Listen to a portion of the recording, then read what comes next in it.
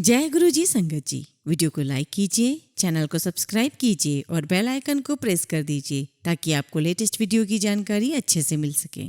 जय गुरु जी संगत जी। गुरु जी का अनंतम अनंतम शुक्राना। गुरु जी के श्री चरणों में कोटि कोटि प्रणाम और गुरु जी की प्यारी प्यारी सभी संगत को जय गुरु जी। संगत जी, आज का सत्संग बहुत प्यारा है, बहुत खास है। गुरु जी की प्यारी और पुरानी संगत का सत्संग है। और संगत जी यकीन मानिए, आज का सत्संग जो संगत का हम पढ़ने जा रहे हैं वो बहुत अद्भुत है। उनकी जर्नी बहुत प्यारी है, आपको बहुत आनंद आएगा। गुरु जी की ब्लेसिंग्स जो अंकल को मिली है उसे सुनकर आप आनंदित होंगे। आपको ऐसा लगेगा कि गुरु जी की उस आशीर्वाद की कुछ बूंदे, कुछ छींटे आपके जीवन में भी पड़े हैं। इसलिए संगत जी सत्संग को अंत तक सुने, पूरा सुने, गुरु जी का ध्यान करते हुए सुने, पूरे भक्ति भाव के साथ सुने। और मुझे पूरा यकीन है कि गुरु जी महाराज आपको बहुत सारे संकेत देंगे, आपको बहुत सारे जवाब देंगे और आशीर्वाद भरपूर देंगे। संगत जी, अगर आप भी अपना सत्संग शेयर करना चाहते हैं तो सुंदर लिखावट में हिंदी में ईमेल आईडी और व्हाट्सएप पर शेयर कर सकते हैं। और अगर आप चाहें तो ईमेल आईडी और व्हाट्सएप पे टाइप भी कर सकते हैं। तो चलिए संगत जी सत्संग शुरू करते हैं। संगत जी, आज हम जिनका सत्संग सुनने जा रहे हैं वो गुरु जी की प्यारी और पुरानी संगत बीबी भाटिया अंकल का है। जय गुरु जी, शुक्राना गुरु जी, सारी संगत को जय गुरु जी।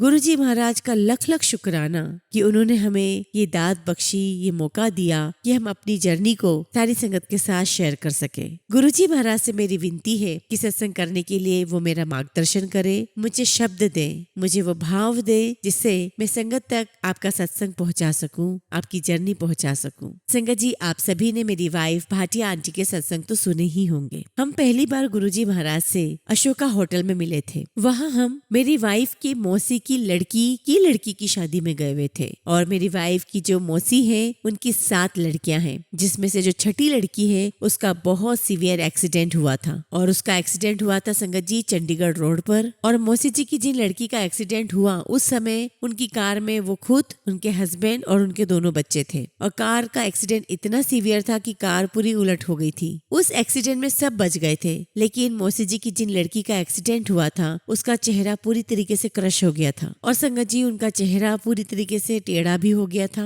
और ये एक्सीडेंट हुआ था 1991 में। और इन्हें 6 महीने चंडीगढ़ पीजीआई में एडमिट कराया गया और 6 महीने दिल्ली एम्स में। और जब हम लोग भी उससे मिलने गए तो Sangat ji she was in a very very bad state. और किसी ने बताया कि जलंधर में गुरुजी हैं और उन्हें गुरुजी के पास ले जाओ। अब संगत जी माँ बेटी जलंधर में गुरुजी के पास गए। और जब वो गुरुजी महाराज के पास पहुँचे तो गुरुजी ने उन्हें देखते ही कहा कि तू है तो नास्तिक, लेकिन तू खुद चलकर मेरे पास आई है और इसे मैं ठीक भी करूंगा, इसको डॉक्टर भी बनाऊंगा और 10 साल के बाद इसकी शादी अशोका होटल में करवाऊंगा। और संगत जी ये बात 1992 की है। और संगत जी जैसा गुरुजी ने कहा ठीक वैसा ही हुआ। 2002 में उसकी शादी फिक्स हुई और उसकी शादी अशोका होटल में ही हुई। और गुरुजी के आशीर्वाद से वो डॉक्टर इन फिजियोथेरेपिस्ट थी। और संगत जी तब हमने गुरुजी महाराज को पहली बार अशोका होटल में देखा। और हम तो संगत जी गुरुजी महाराज को देखते ही रह गए। इतना नूर उनके चेहरे से टपक रहा था कि उनके चेहरे से नजरें ही नहीं हट रही थी। और मेरे साथ मेरे साड़ू भाई भी खड़े थे। और मैंने देखा कि सब लोग लाइन बना करके गुरुजी महाराज से मिलने जा रहे हैं, उनके चरण स्पर्श करने जा रहे हैं। और काफी सारे इनके गेस्ट अमेरिका से भी आए थे। और सब लोग मजाक उड़ा रहे थे कि गुरुजी तो सबको नास्तिक है ऐसा बोल रहे हैं। और संगत जी जब मैंने गुरुजी को देखा तो मुझे बहुत बहुत ज्यादा स्ट्रॉन्ग अट्रैक्शन हुआ। और मेरे मन में भाव आया कि मुझे गुरुजी के पास जाना चाहिए। अब संगत जी मेरे पास मेरी साली और उनके हस्बैंड खड़े थे। मैंने दोनों से पूछा कि चलना है गुरुजी के पास, तो कहने लगे कि नहीं भाई हमें नहीं जाना। बड़ी वाली जो सिस्टर है वो इशू करती रहती है, आप गुरुजी करते रहोगे, हमें इन चक्करों में नहीं पड़ना। मैंने कहा कोई बात नहीं। और फिर मैंने अपनी वाइफ का हाथ पकड़ा और कहा कि चलो गुरुजी के दर्शन करके आते हैं। और जब हम जा रहे थे गुरुजी के दर्शन करने तो मैंने वाइफ को कहा कि गुरुजी के चरण स्पर्श करना। तो मेरी वाइफ कहती कि नहीं बाबा नहीं, मैं अपने पति के अलावा किसी के चरण स्पर्श नहीं करूंगी। तो मैंने कहा कि अरे तेरा पति खुद बोल रहा है तो चरण स्पर्श करना तो कर लेना। अब संगत जी जब हम लाइन में लगे तो हम सुन रहे थे कि गुरुजी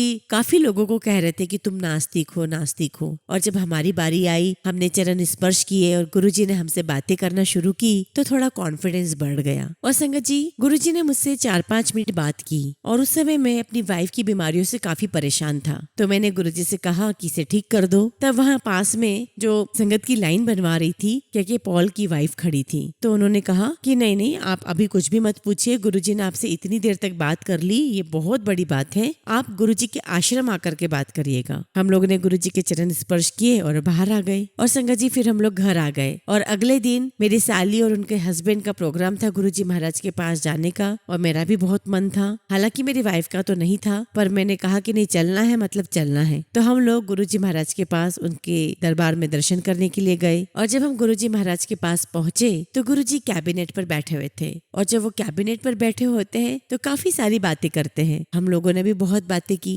एक्चुअली संगत जी, गुरुजी तो हमें 1995 से ही बुला रहे थे, खासकर मेरी आंटी को। उस समय हम लोग श्रीलंका में थे और आप तो जानते हैं संगत जी कि गुरुजी तो जानी जान है। उन्हें हमारा अगला पिछला, इस जन्म का, अगले जन्म का सब कुछ पता है। अब संगत जी, हम लोग वहाँ बातें कर रहे थे गुरुजी महाराज के पास, तो कॉन्फिडेंस तो आ ही गया था गुरुजी से बात करने में। तो मैंने कहा कि गुरुजी, मेरी वाइफ काफी समय से परेशान है, बीमार है, इसका जुकाम ठीक कर दो। तो गुरुजी मेरी बात सुनकर हंसने लगे और कहते हैं कि मांगी भी तो इतनी छोटी चीज, बड़ी चीज मांगी दी है। तो मैंने कहा कि फिर गुरुजी आप मुझे अपनी ब्लेसिंग्स दे दीजिए। गुरुजी ने स्माइल की और हमें एक्सेप्ट कर लिया और कहा कि चलो देखो अब नजारे आगे आगे। हमें बैठने के लिए कहा और संगत जी हम फिर गुरुजी महाराज के दरबार में जाने लगे। एक बार संगत जी लंगर के समय पर गुरुजी महाराज ने कहा कि भाटिया आंटी को लाल मिर्च की चटनी दो। अब एक्चुअली संगत जी, मेरी वाइफ की जो खाने वाली नली थी यानी कि फूड पाइप थी, उसमें अल्सर हो गए थे। ना वो मिर्च मसाला खा सकती थी, ना चाय पी सकती थी, ना समोसा खा सकती थी। तो मिर्चों की चटनी तो बहुत दूर की बात थी। तो जब गुरुजी ने मिर्चों की चटनी रखवाई तो मैंने गुरुजी की तरफ देखा और सोचा कि गुरुजी ने प्रसाद के रूप में दिया है तो अब वो ही देखेंगे। और संगत जी, गुरुजी महाराज की कृपा ऐसी हुई कि वो अल्सर एक झटके में ही गायब हो गया। लाल मिर्च की चटनियाँ खिला करके गुरुजी ने वो अल्सर ठीक कर दिया। और जब ऐसा हुआ संगत जी, तो हमारे अंदर बहुत कॉन्फिडेंस आ गया। हमें लग गया कि गुरुजी के पास कोई तो पावर है। उसके बाद संगत जी 27 अप्रैल 2003 को, मुझे अच्छी तरीके से याद है, गुरुजी हमें पटियाला ले गए। वहाँ पर मरकर आंटी की बेटे की रिसेप्शन थी पटियाला में। और संगत जी, एम्पायर स्टेट से 7 गाड़ियां गई थी। और मौसी की जिस लड़की को गुरुजी ने ठीक किया था, उसने कहा कि गुरुजी के साथ बहुत मजे आते हैं, रास्ते में रुकते हैं ढाबे पर, खूब मजे करते हैं, तो मौसी जी आप चलो। और संगत जी, हम भी गुरुजी महाराज के साथ निकले पटियाला के लिए। अब संगत जी, जिस कार में मैं बैठा हुआ था उस कार को मेरे साड़ू भाई चला रहे थे और पीछे दोनों बहनें बैठी हुई थी और जिस बच्ची को ठीक किया था वो बैठी हुई थी। अब संगत जी, हम लोग आगे ढाबे पे रुके तो गुरुजी ने कहा कि इन गाड़ियों में पेट्रोल डलवा लो। वहाँ में पता चला कि गुरुजी की गाड़ी में पेट्रोल नहीं डलता है। अब संगत जी, हम लोग रिसेप्शन में पहुंचे तो सब लोगों ने गुरुजी को घेर लिया था। अब हम लोगों ने खाना वाना खाया और बाहर आए तो बुल्लट साहब ने हमें पकड़ लिया। और बुल्लट साहब DIG पुलिस थे और वो हमें बहुत रिक्वेस्ट करके अपने घर ले गए। और संगत जी, हम बुल्लट साहब के यहाँ पर गुरुजी के साथ गए और उन्होंने काफी अच्छी सेवा की। उसके बाद हम लोग मरकन आंटी के घर गए जिनके बेटे की शादी थी और वो गवर्नमेंट के क्वार्टर्स थे और आंटी ने बिजली की पूरी व्यवस्था की थी क्योंकि वहाँ पर पावर कट होता रहता था। तो जनरेटर लगाया हुआ था, कूलर लगाया हुआ था। और संगत जी, गुरुजी ने तो पहले ही कह दिया था उन्हें कि लोड नहीं पहनी। और जब हम वहाँ गए तो पंखा नहीं चला रखा था। तो गुरुजी ने कहा कि तुमने पंखा क्यों नहीं चला रखा है? तो आंटी ने कहा कि गुरुजी लाइट गई हुई है। तो गुरुजी ने कहा तू स्विच तो ऑन कर। और संगत जी, जैसे स्विच ऑन किया तो पंखा चलने लगा। खैर उसके बाद गुरुजी की बाहर कुर्सी लगी हुई थी, गुरुजी विराजमान हुए और सारी संगत, लगभग 300 के करीब संगत होगी, जो सब नीचे बैठे हुए थे। और संगत जी, अप्रैल का महीना था, कड़कती धूप, बहुत तेज गर्मी।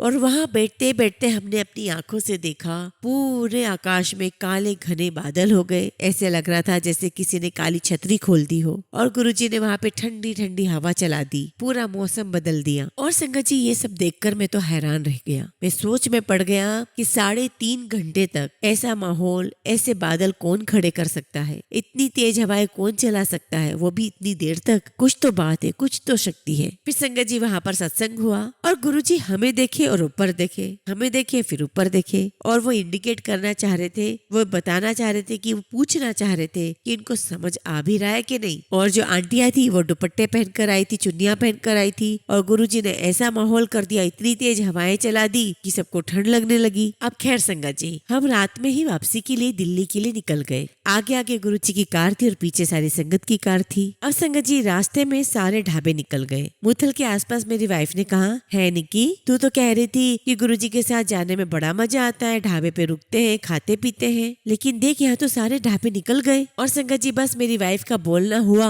और एकदम से गुरुजी की गाड़ी टर्न हुई और आहूजा नंबर 1 ढाबे पर गाड़ी रुक गई। और फिर वही ढाबे पर गुरुजी मेरे ब्रदर इन लॉ यानी कि मेरे साड़ू भाई को कहते हैं कि पूछो अपनी साली को, मजा आया, शिमला बना देता। और संगत जी गुरुजी ने बड़े ऐश करवाए, हमने बहुत अच्छे से खाया पिया, हंसी मजाक की। और जब जाने को हुए तो सभी लोग गुरुजी की गाड़ी के वहाँ पर गुरुजी के मत्था टेक रहे थे। मैं अपनी वाइफ के पीछे खड़ा था और जैसे ही मेरी वाइफ ने गुरुजी को मत्था टेका, गुरुजी ने कहा, भाटिया आंटी चिंता ना करी, भाटिया अंकल नु मैं फिट रखांगा। और संगत जी मैं बड़ा मन ही मन खुश कि चलो मुझे तो सर्टिफिकेट मिल गया, मुझे तो गारंटी मिल गई कि गुरुजी मुझे फिट रखेंगे। और संगत जी आगे जो भी मेरा एक्सपीरियंस रहा गुरुजी महाराज के साथ, वो एक्सपीरियंस ये कहता है कि जो गुरुजी महाराज ने कह दिया वो पत्थर की लकीर है, वो तो होना ही होना है। और संगत जी हमारे घर के नीचे पार्लर था, शोरूम था जूतों का और कपड़ों का भी शोरूम था। और संगत जी चूंकि मैं गारमेंट बिजनेस में था श्रीलंका में और मेरे कपड़े अमेरिका में एक्सपोर्ट होते थे, मेरे बच्चे श्रीलंका से ही पड़े हुए हैं और 23 साल में श्रीलंका रहा था, इसलिए संगत जी गारमेंट का बिजनेस मैंने खोल रखा था। और संगत जी रोज की हमारी आदत हो गई थी कि फटाफट पार्लर को हम बंद करते थे 6 साढ़े 6 पे और गुरुजी के मंदिर में पहुंच जाते थे। और संगत जी हमारी कोशिश होती थी कि हम जल्दी पहुंच जाएं, क्योंकि जल्दी पहुंचने पर गुरुजी हमें कैबिनेट पर बैठे मिलते थे तो बहुत अच्छी बातें हो जाया करती थी। और एक बार जब वो गद्दी पर बैठते तो हम उतनी बात नहीं कर पाते थे, गुरुजी वहाँ पर सिर्फ ब्लेसिंग्स देने के लिए बैठते थे। एक बार की बात है संगत जी, गुरुजी महाराज ने हमें नॉन संगत डे पर बुलाया था और कहा था कि बेटी को भी लेकर आना, उसे ब्लेस करना है। और संगत जी जब हम गुरुजी महाराज के पास पहुंचे तो मेरी बेटी गुरुजी का सिर दबा रही थी, मेरी वाइफ जो है भाटिया आंटी वो गुरुजी के चरण दबा रही थी और गुरुजी हंसी मजाक कर रहे थे। तो पूछते हैं कि पीजीआई का मतलब पता है कि परलोक गया इंसान। और बड़ा हंसी मजाक का माहौल बना रहा और गुरुजी बहुत हंसाते रहे, किस किस का फुल फॉर्म बताते रहे। मेरी बेटी को बोलते कि बीडीएस का मतलब होता है 32 धातु का सर्वनाश। तो मेरी बेटी कहती कि गुरुजी मुझे एमडीएस करना है। तो गुरुजी ने कहा कि तेनू एमडीएस दी रोड नहीं है, तेरे काम नहीं आएगी। तो मेरी बेटी कहने लगी कि मैं तो नॉलेज गेन करना चाहती हूँ और नॉलेज काम कैसे नहीं आएगा, वो तो जरूर आएगा। लेकिन संगत जी मेरी बेटी उस समय नहीं जानती थी कि गुरुजी तो सब कुछ जानते हैं, वो जानी जाने, उन्हें सब कुछ पता है। और उसी वक्त गुरुजी ने कहा कि तुझे ऑस्ट्रेलिया भेजेंगे और इसकी एजुकेशन वहां से हुई और बड़ी जीत करके इसने भी गुरुजी से एमडीएस करवाई। कर्नाटका में इसका एडमिशन हुआ,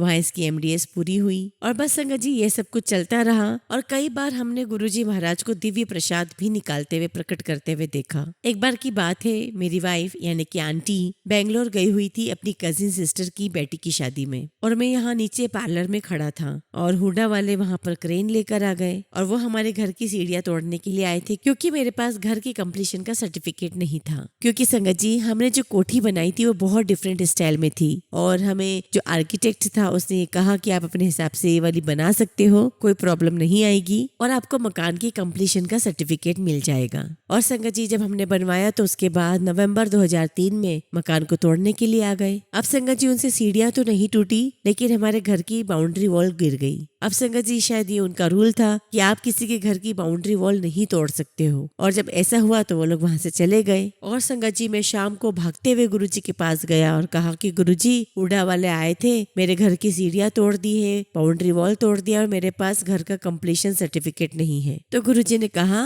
कि चिंता मत करी, हो जाओगा। फिर कहा कि डिपार्टमेंट में करप्शन बहुत है। तो संगत जी जब मैंने गुरुजी महाराज के मुंह से ये बातें सुनी तो मुझे पूरा कॉन्फिडेंस हो गया कि मेरा इस प्रॉब्लम का निराकरण गुरुजी महाराज कर देंगे। संगत जी गुरुजी पर विश्वास करना है तो पूरा करो, पूरा टोटल सरेंडर कर दो। आप ये मत सोचो कि ये काम कैसे होगा, वो काम कैसे होगा। ये मैं अपने एक्सपीरियंस से बता सकता हूँ कि जो गुरुजी महाराज ने आशीर्वाद दिया है, कहा है, वो जरूर होगा, वो पत्थर की लकीर होगा। और फिर संगत जी हम लोगों ने डिसाइड किया कि हम लोग घर बेच देते हैं। लेकिन जब हम घर बेच रहे थे तो हमें वो प्राइस नहीं मिल रही थी जो हम चाहते थे। और फिर हम गुरुजी महाराज के पास गए और हमने कहा कि गुरुजी हम घर बेच दे। तो गुरुजी ने कहा की लोड है। और जब गुरुजी महाराज से दूसरी बार पूछा तो उन्होंने कहा कि कोई जरूरत नहीं है। और संगत जी जब हमने यही सवाल गुरुजी से तीसरी बार पूछा तो गुरुजी चुप हो गए और आंटी को लगा कि शायद गुरुजी की हाँ है। तो आंटी ने कहा कि चलो आप तो पेपर में ऐड डाल दो मकान के लिए। और संगत जी मैंने मकान के लिए पेपर में एड डाल दी,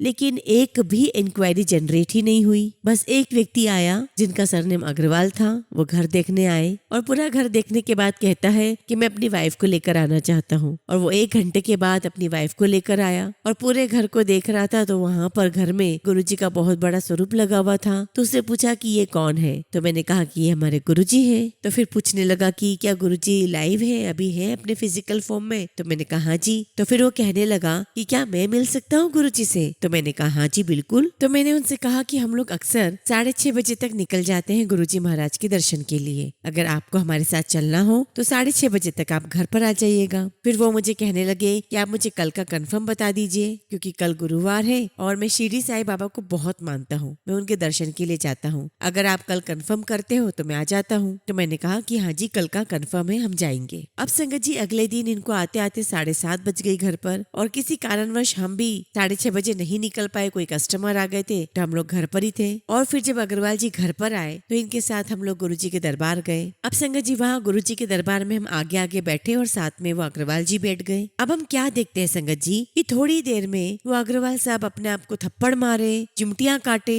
समझ में ही नहीं आ रहा वो ऐसा क्यों कर रहे थे। अब मेरी आंटी को बड़ा अजीब लग रहा था। वो सोच रही थी कि ये क्या कर रहा है, और वो उसके माइंड में चल रहा था कि गुरुजी कहेंगे कि किसने फड़ ली है बेवकूफ नू। और जब गुरुजी महाराज ने प्रसाद दिया और प्रसाद खाने के लिए जब हम लोग बाहर जाते थे, तो जब हम बाहर आए तो आंटी ने उनसे पूछा कि अंकल क्या हो गया आपको, आप ऐसा क्यों कर रहे हो, खुद को मार रहे हो, चिमटी काट रहे हो? तो उन्होंने हमें बताया कि 1998 में वो कैलाश मानसरोवर की यात्रा पे गए थे। सारे दर्शन करने के बाद जब वो थोड़े आगे आए तो थक गए थे, और एक झील थी, एक लेक थी जो जम गई थी, तो वो वहां पर आकर के बैठ गए। और चारों तरफ बर्फ ही बर्फ थी, कोई पेड़ नहीं, कोई कुछ नहीं। वो वहाँ बैठकर थोड़ा सुस्ता रहा था। और फिर वो बताते हैं कि तभी उसी समय एक साधु महाराज वहाँ आते हैं और बिल्कुल गुरुजी महाराज की तरह दिखते हैं। उन्होंने साधु महाराज के चरण स्पर्श किए और उनके चरणों में कुछ पैसे रख दिए। साधु महाराज जो थे वो पीछे खसक गए और कहने लगे कि इसकी क्या जरूरत है। और जब तक ये अग्रवाल जी उन पैसों को उठा करके खड़े होते हैं तब तक वो साधु महाराज गायब हो जाते हैं, अंतर ध्यान हो जाते हैं। अब अग्रवाल जी को लगने लगा कि यहाँ पे तो ना कोई पेड़ है ना पत्थर है, वो गए तो गए कहाँ। तो कहने लगे कि गुरुजी महाराज के मस्तिष्क में, गुरुजी महाराज के फोरहेड पर इनको सारा वो दृश्य नजर आ रहा था। और फिर कहने लगा कि ये तो साक्षात रब है, भगवान है। और उसके बाद जो अग्रवाल जी है वो लगातार गुरुजी महाराज के पास आते रहे। तो एक दिन इन्होंने गुरुजी महाराज से कहा कि गुरुजी मैं हर साल सावन में कांवड़ यात्रा पे जाता हूँ, हरिद्वार से जल लाके भोलेनाथ का स्नान करवाता हूँ। मेरी बहुत इच्छा है कि मैं हरिद्वार के जल से आपके चरणों को धोऊं। गुरुजी ने उसे परमिशन दे दी और फिर उन्होंने हरिद्वार के जल से गुरुजी महाराज के चरणों को स्नान करवाया। अब संगत जी ये तो थी अग्रवाल साहब की कहानी। एक बार गुरुजी महाराज ने हमें शादी का कार्ड दिया और संगत जी शादी जलंधर में थी, तो मैं, मेरी वाइफ और मेरी बेटी हम जलंधर शादी में जाना चाहते थे। और इसी बीच हमारे पास मैसेज आता है कि नानू सबरवाल को भी ले जाना, उसे भी कार्ड दिया है। हमने कहा ठीक है, और संगत जी हमने सबरवाल जी को लिया और हम सीधे जलंधर के लिए निकल गए। और वहाँ हमने सीधे गुरुजी के जलंधर मंदिर में कार रोकी, अंदर गए। वहाँ पर सुदाम जी हुआ करते थे और उन्होंने हमें चाय प्रसाद पिलाया। और तब हम वहाँ डिस्कशन कर रहे थे कि हमें कौन सी शादी में जाना है, क्योंकि संगत जी हमारे पास जो शादी का कार्ड था वो अलग जगह का था और सबरवाल जी के पास अलग कार्ड था। तो हम डिस्कशन में लग गए कि हमें कहाँ जाना है। तभी वहाँ मंदिर में एक कपल की एंट्री होती है और जब उनसे पूछते हैं तो वो भी बताते हैं कि वो भी शादी में इनवाइटेड है, लेकिन उन्हें नहीं पता कि वो कैसे यहाँ पर आ गए। और उनका जो कार्ड था वही सबरवाल जी का भी कार्ड था। तो ये गुरुजी महाराज की लीला थी कि हम सबको अलग अलग कार्ड दिया गया था। और संगत जी शादी अटेंड करने के बाद हमारी एक फ्रेंड वहाँ रहती थी, सीता चांद आंटी, जो कि मेरी श्रीलंका की ही फ्रेंड थी और वो जलंधर में अपनी बहन के घर रहने आई थी। और संगत जी फिर हम लोग वहाँ पर रुके उनके घर पे, और इतने में मेरी आंटी ने कहा कि अपने को अमृतसर चलना है। फिर मैंने सबरवाल जी को फोन किया कि भाई अमृतसर निकलना है, तो उन्होंने कहा कि ठीक है मैं भी आता हूँ। और संगत जी हम लोग अमृतसर के लिए निकल गए और वहाँ से सीधे हम अमृतसर में गुरुद्वारे पे रुके, वहाँ हमने मत्था टेका और फिर संगत जी हमने अंदर दर्शन किए, हमने प्रसाद खाया और बाहर आकर के हम लोगों ने लंच लिया। तभी आंटी कहती है कि हमें तो बाघा बॉर्डर जाना है और वहाँ से बाघा बॉर्डर 20 किलोमीटर दूर। वहाँ पहुंचे तो इन्होंने कहा कि हमें तो परेड देखनी है और परेड शुरू होती थी शाम को 6 बजे। तो हम लोग बैठे रहे, हमने वो सारा एंजॉय किया। उसके बाद जब हम चलने लगे तो मेरी गाड़ी के टायर्स में से आवाज आने लगी। तो मैंने नानू को कहा कि तुम पिछले टायर देखो, मैं आगे के देखता हूँ। और संगत जी जब हमने टायर्स देखे तो उनमें कोई प्रॉब्लम नहीं थी। अब संगत जी जब हम चलने लगे तो हमें जाना था जलंधर, और अगर 120 की स्पीड पे गाड़ी चलाऊं तो मेरी गाड़ी के टायर्स हिलने लगे, और अगर 100 पे चलाऊं तो गाड़ी स्मूथ चले। और वहां से सीधे संगत जी हम लोग जलंधर मंदिर रुके, वहां हमने मत्था टेका। सुदाम जी वहां होते हैं, उन्होंने हमें चाय प्रसाद पिलाया। और उसके बाद संगत जी जैसे हम लोग बाहर आए और देखा गाड़ी को तो गाड़ी के टायर पंक्चर। और फिर हमने सोचा कि चलो गाड़ी के टायर बदल देते हैं। और गाड़ी के टायर जब बदलने लगे तो इसी बीच में एक आदमी आता हुआ दिखाई देता है और उसके पास सारे टूल्स होते हैं, और वो आकर हमें कहता है कि ये सेवा मुझे दी गई है, आप कृपया मुझे ये सेवा करने दीजिए। और फिर संगत जी उसने हमारी गाड़ी के टायर बदले। तो देखिए संगत जी कैसे गुरुजी महाराज ने सारी व्यवस्था जमा रखी थी। और फिर संगत जी जब अगले दिन हमें दिल्ली के लिए निकलना था तो मैंने सोचा कि गाड़ी का जो पंक्चर है वो बनवा लेता हूँ। पंक्चर वाले के पास गया तो उसने पूछा कि साहब आप कहाँ से आ रहे हो? तो मैंने कहा कि हम बाघा बॉर्डर से आ रहे हैं। तो उसने कहा कि आपकी गाड़ी का पूरा ट्यूब अंदर से फटा हुआ है। और मैंने बोला जय गुरुजी, देखो मतलब गुरुजी दिल्ली में बैठे हुए हैं और उन्होंने हमारा कितना ख्याल रखा, फटे टायर के साथ हमें जलंधर पहुंचा दिया। जय गुरुजी, शुक्राना गुरुजी। और फिर संगत जी हमने जलंधर मंदिर पहुंचे वापस, हमने गुरुजी महाराज को थैंक यू बोला, मत्था टेका और फिर हम निकल गए। एक बार की बात है संगत जी, गुरुजी का एक दिन फोन आया और आंटी पराठे बना रही थी। तो गुरुजी ने पूछा कि क्या कर रहे हो? तो मैंने कहा कि आंटी पराठे बना रही है। तो गुरुजी कहते कि आ जाओ इथे डीटी सेंटर। और संगत जी डीटी सेंटर यहाँ पर गुड़गांव में एक मॉल है, और जैसे ही गुरुजी महाराज का आदेश हुआ हम सब कुछ छोड़ छाड़ कर डीटी सेंटर मॉल पहुंच गए। उससे पहले कि आपको एक बात बताता हूँ, यहाँ पर जिम खाना क्लब है, वहाँ पर एक बार शादी का रिसेप्शन था, हम लोग वहाँ गए हुए थे। और वहाँ गुरुजी महाराज एक चेयर पर बैठे हुए थे और सारी संगत नीचे बैठी हुई थी। और वहाँ पर मैं, मेरी वाइफ और मेरी बेटी, हम तीनों वहाँ खड़े थे। और संगत जी गुरुजी वहाँ पर अमृत वर्षा कर रहे थे, और मुझे लगा कि शायद बारिश आ रही है, तो मैंने देखा कि कहीं कोई बारिश आ ही नहीं रही थी। और संगत जी अमृत वर्षा हमारी तरफ ही हो रही थी। अब गुरुजी महाराज थोड़ी देर हमें देखते, फिर ऊपर देखते, जो हमें दिखाना चाह रहे थे कि भाई तुम्हें समझ में आ भी रहा है या नहीं। अब संगत जी गुरुजी अपनी गद्दी से उठे और नीचे आए और आकर के मुझे कहते हैं विस्की लगा और चिकन पा के छोटे मंदिर आ जाई। और संगत जी बहुत टाइम से मेरे मन में वहम था कि चिकन खाकर गुरुजी के पास मंदिर में कैसे जाऊं, और गुरुजी महाराज ने मेरा वो वहम भी दूर कर दिया। और संगत जी जैसा गुरुजी ने इंस्ट्रक्शन दिया, मैंने विस्की ली, चिकन खाया और मैं फिर गुरुजी के पास छोटे मंदिर गया, और वहां पर गुरुजी ने दोबारा लंगर करवाया। और संगत जी मेरी आंटी को गुरुजी ने अपने पास बुलाया और कहा कि आंटी तेरी 2 एफडियां मैच्योर हो गई है और इतने इतने उसमें पैसे बन गए हैं। और संगत जी गुरुजी महाराज ने जो फिगर बताया था वो एग्जैक्ट फिगर था जो हमारी एफडी का था। फिर गुरुजी महाराज ने कहा कि तू क्या कर रही है फिर पैसों का? तो मैंने कहा कि गुरुजी जो आपके पास वो शर्मा आता है तो आजकल थोड़ा इंटरेस्ट रेट कम हो गया है, तो वो 12% देगा और 2 करोड़ की प्रॉपर्टी के पेपर रखेगा। तो गुरुजी कहते कोई लोड नहीं देन दी, तेरा मूल भी जाऊगा और तेरा सूद भी जाऊगा, चुप करके बैंक विच रख दे। और संगत जी हम बहुत खुश हो गए, और जैसा गुरुजी ने आदेश दिया था हमने वही करा, हमने पैसे बैंक में रख दिए। अब संगत जी मेरी वाइफ ने अपने भाई को बताया कि गुरुजी ने तो मेरी एफडी के एग्जैक्ट अमाउंट को बता दिया। अब इसका भाई जो था वो ठहरा नास्तिक, वो कहने लगा कि चल बड़े देखे ऐसे गुरु जो किसी का माथा पढ़ के बता देते हैं कि किसी के दिमाग में क्या चल रहा है। तो संगत जी जब हमें गुरुजी महाराज ने डीटी सेंटर मॉल में बुलाया था तब हम वहाँ गए तो आंटी जैसे ही मत्था टेकने लगी तो गुरुजी ने कहा चल तेरे इन अमाउंट दी एफडी नु ब्लेस कर दिया आज। और संगत जी जो फिगर गुरुजी महाराज ने ब्लेस किया था एफडी का, एक्चुअली गुरुजी महाराज ने एक बार कह दिया था मेरी आंटी को कि तेरी एक दिन फैक्ट्री होगी, और वो अमाउंट संगत जी गुरुजी महाराज के आशीर्वाद से फैक्ट्री में लगना था। और फिर संगत जी गुरुजी हमें ट्राइडेंट होटल ले गए, वहाँ पर गुरुजी के साथ हम लोगों ने डिनर किया। और संगत जी वहाँ पर साथ में सुधा ओझा आंटी भी थी, उनकी बेटी लंदन से आई हुई थी, हम सब वहाँ बैठे हुए थे। तो गुरुजी कहते हैं भाटिया आंटी ऐसे आई है कभी? तो आंटी कहती कि नहीं गुरुजी मैं तो नहीं आई कभी। तो गुरुजी कहते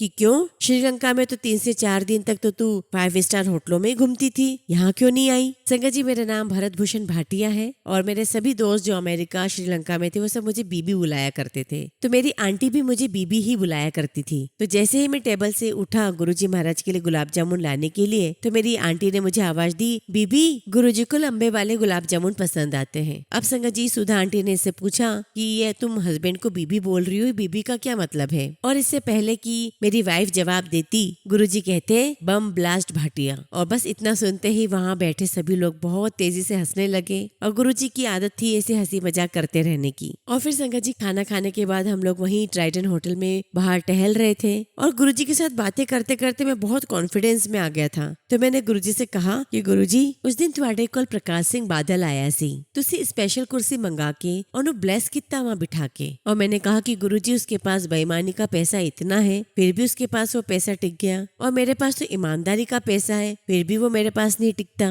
तो गुरुजी कहने लगे कि कुर्ता पजामा पहन के वो लंगड़ा करके चलता है, 2 रोटी भी ठीक से नहीं खा सकता, उसका पैसा धरा के धरा रह जाएगा, कोई काम नहीं आएगा, तू कम से कम ऐश तो कर रहा है। तो मुझे गुरुजी की बात बहुत अच्छी लगी और वैसे भी गुरुजी महाराज ने मुझे ऐश करने की ब्लेसिंग्स दी हुई है। और संगत जी गुरुजी महाराज ने जो एफडी का पैसा एग्जैक्टली बताया था वही के वही अमाउंट हमारा फैक्ट्री डालने में लगा और हमारी फैक्ट्री देहरादून में स्टार्ट हो गई। और संगत जी ये फैक्ट्री मैंने अपने ब्रदर इन लो के साथ स्टार्ट की, वो भी तब जब मेरा ब्रदर इन लो बिल्कुल भी गुरुजी को नहीं मानता था। और गुरुजी ने मेरी आंटी को कहा कि अपने भाई को बुला, वो बड़ा नास्तिक, वो बिल्कुल भी विश्वास नहीं करता था ना गुरुजी में ना किसी और में, और यहाँ तक कि मंदिर के बाहर वो पेशाब किया करता था। और आज वो कहता है कि अगर इस धरती पे कोई भगवान आया है तो गुरुजी आए हैं। और अब संगत जी 1500 एकड़ की जमीन पर वो बड़ा सा मंदिर भी बनवा रहा है गुरुजी का, और अब वो बहुत बहुत गुरुजी को मानता है और उसका मानना यही है कि इस धरती पे जो भगवान आए हैं वो गुरुजी ही है। और फिर संगत जी वो अपने साथ कई लोगों को गुरुजी महाराज के पास लेकर आया। ऐसे उसका एक फ्रेंड था जिसकी बेटी बिस्तर पर थी,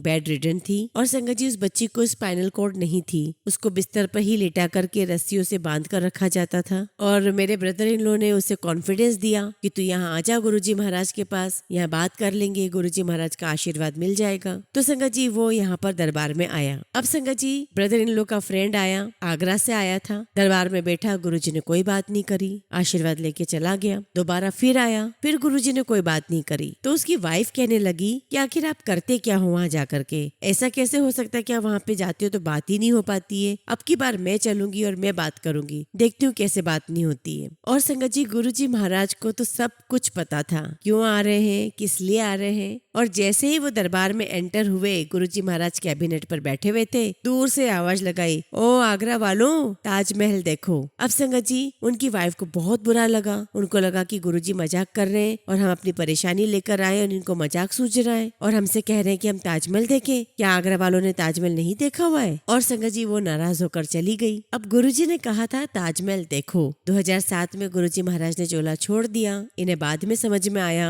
2008 में इनके घर में गेस्ट आए तो उन्होंने कहा कि हमें ताजमहल देखना है, फिर वो उनको ताजमहल दिखाने ले गए। और जैसे ही उन्होंने ताजमहल में कदम रखा संगत जी घर से फोन आ गया कि उस बच्ची की मुक्ति हो गई। संगत जी गुरुजी महाराज कैजुअली भी अगर कुछ भी कहते थे तो उसे मानना चाहिए, ही इज रब, वो भगवान है। एक बार हम गुरुजी महाराज के पास बैठे हुए थे, गुरुजी हमें कुछ समझा रहे थे। एक तो गुरुजी महाराज ने मेरी बेटी को ब्लेस कर दिया था कि तुझे ऑस्ट्रेलिया भेजेंगे और तेरे पास क्लिनिक होगा और वो बहुत दौड़ेगा, बहुत चलेगा। और ये गुरुजी ने ब्लेसिंग्स दी उसको और ये ऐसा ही हुआ। और दरबार में बैठकर गुरुजी कई बार कैजुअल ही बात किया करते थे और संगत जी वो सारी बातें सच होती थी। जब हम गुरुजी महाराज के पास बैठते थे तो गुरुजी कहा करते थे कि पहले नंबर पर आते हैं गुरु, दूसरे नंबर पर आंदी है संगत और तीसरे नंबर पर आंदे हैं शिव जी। और फिर मुझे गुरुजी कहते कि मैं महाशिव हूँ, ब्रह्मा विष्णु महेश तीनों ने शादी की है, मैंने शादी नहीं की है। और संगत जी गुरुजी महाराज अपने दरबार में संगत को डांस करवाया करते थे और उसके जरिए वो न जाने कौन कौन से कष्ट काट दिया करते थे। गुरुजी महाराज का मेन मकसद यही था कि अपनी संगत के कष्टों को काटना और ज्यादा से ज्यादा संगत को ब्लेस करना। और संगत जी जैसे जैसे समय बीतता चला गया मुझे कॉन्फिडेंस आ गया कि ये तो रब है,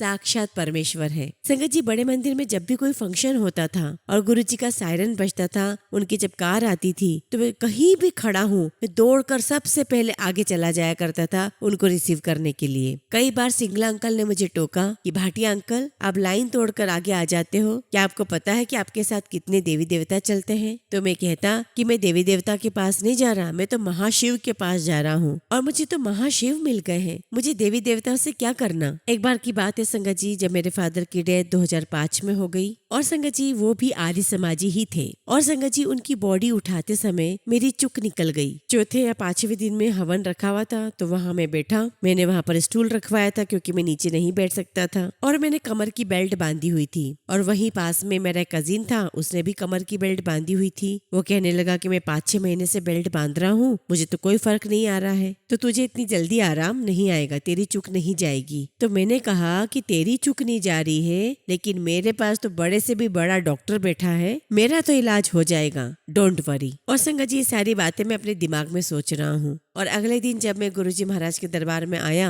तो मैं सीढ़ियों पर जाकर के बैठ गया। तो इतने में सिंगला अंकल आते हैं और कहते हैं कि क्या बात है भाटिया अंकल, आज आगे बैठने वाला सीढ़ियों पर बैठा है। तो मैंने उनसे कहा कि मेरे पीठ में बहुत दर्द है, मुझसे बैठा नहीं जा रहा। तो सिंगला अंकल कहते कि क्यों, आंटी ने बेलन मारे हैं क्या? सब हंसने लगे। और जब लंगर का समय आया तो सिंगला अंकल ने जोशी अंकल से कहा कि भाटिया अंकल को लंगर यहीं पर दे दो। जोशी अंकल ने लंगर नहीं दिया। दूसरी बार कहा तभी जोशी अंकल ने लंगर नहीं दिया और मैं समझ गया कि गुरुजी महाराज की आज्ञा नहीं है। और मैं वहां से उठा और गुरुजी महाराज के पास लेफ्ट हैंड साइड की जो दीवार थी वहां से सटक के बैठ गया और मुझे लंगर मिल गया। मैंने लंगर कर लिया और संगत जी मुझे गुरुजी महाराज के दरबार में ऐसी ब्लेसिंग्स मिली कि मेरे कमर का दर्द, मेरी पीठ का दर्द सब उड़नछू हो गया। और अगले दिन जब मैं गुरुजी महाराज के पास आया और उसी जगह लेफ्ट हैंड साइड पर दीवार से सटक कर बैठा तो गुरुजी ने बहुत तेज डांटा और कहा चल उधर बैठ, मतलब तुझे ठीक कर दिया तो तू अब सहारा लेकर के क्यों बैठा है? और संगत जी मुझे वहां बिठाया जहाँ पे मैं टेक नहीं ले सकता था। तो ये है गुरुजी। गुरुजी कुछ भी कर सकते हैं, सारा दर्द गायब कर सकते हैं, सब कुछ कर सकते हैं गुरुजी। और गुरुजी महाराज ने कुछ बोला हो, चाहे कैसे भी बोला हो, साक्षात बोला हो, सपने में आकर बोला हो, कैजुअली बोला हो, उसको तो होना ही होना है। वो पत्थर की लकीर है। और संगत जी मुझे खाने पीने का बहुत शौक है तो मैं जब भी बाहर जाता था कुछ न कुछ खा पी कर आ जाता था। तो गुरुजी कई बार मेरी आंटी को बोलते दरबार में कि भाटिया अंकल बाजार जाते हैं और कुछ कुछ खाकर आ जाते हैं आंटी। तो कहने का मतलब ये है संगत जी कि गुरुजी को सब कुछ पता है, सब कुछ, उनसे कुछ भी नहीं छुपा है। एक बार की बात है संगत जी, गुरुजी महाराज ने मुझे आगरा से फोन किया। मैंने गुरुजी को प्रणाम किया, पैरी पहना किया। तो गुरुजी मुझे कहते हैं कि अपने साले से पूछ कि यहाँ पे पेशोरी खाना कहाँ मिलता है। मैं आगरा में ही हूँ। तो मैंने कहा कि गुरुजी मैं अपने साले को आपकी सेवा में भेज देता हूँ। तो गुरुजी ने कहा कि नहीं नहीं, बस मुझे एड्रेस पूछ के बता दो और मैं तुझे थोड़ी देर में फिर फोन करता हूँ। फिर मैंने अपने ब्रदर इन लोग को फोन करके सारी बात बताई तो कहने लगा कि मैं सेवा में चला जाता हूँ। तो मैंने कहा कि नहीं नहीं, वो मना कर रहे हैं गुरुजी, तुम तो बस एड्रेस बता दो। तो उन्होंने बताया कि मुगल होटल में पेशोरी खाना मिलता है। फिर 5 मिनट के बाद गुरुजी महाराज का फोन आता है। तो मैंने कहा कि गुरुजी मेरा ब्रदर इन लोग बता रहा है कि मुगल होटल में खाना मिलता है। अब ये बात हो गई संगत जी, ये बात थी मंडे की। उसके बाद हम थर्सडे को एम्पायर स्टेट पहुंचे तो गुरुजी कैबिनेट पर बैठे हुए थे। और जब हम दरबार में पहुंचे गुरुजी महाराज के पास तो गुरुजी महाराज मुझे छेड़ने लगे और कहने लगे कि तेरे आगरा गया सी। तो मैंने कहा कि गुरुजी महाराज आपने मुझे सेवा का मौका नहीं दिया। तो गुरुजी कहने लगे कि नहीं, उत्थे तो मैं एसएसपी के साथ गया सी। मैंने ताजमहल का नीचे वाला दरवाजा खुलवा के दिखाने गया था कि नीचे शिवलिंग है। तो मैंने कहा कि गुरुजी भावना बहुत किताबें पढ़ती है, वो कहती है कि कुतुब मीनार में भी शिवलिंग है। तो गुरुजी कहते हैं हाँ जी। वो तो कहती है कि मक्का मदीना में भी शिवलिंग है। तो गुरुजी कहते हैं हाँ जी। मैंने कहा गुरुजी आप इतने ज्ञानी हो, आप मीडिया में क्यों नहीं आते? तो गुरुजी कहते ना, पहले मैं अपने लोगों का कल्याण कर ला। और संगत जी मेरे तो वही रोंगटे खड़े हो गए। मैं गुरुजी के घुटनों को पकड़ के बैठा हुआ था। मेरे मन में आया कि गुरुजी ने अपने लोगों में शामिल कर लिया, इससे बड़ी बात क्या हो सकती है। तो संगत जी मैं यही कहना चाहता हूँ कि गुरुजी हमारे साक्षात ईश्वर है, उन्हें प्यार करें, उन पर पूरा विश्वास करें। आपको सत्संग से गुरुजी महाराज जो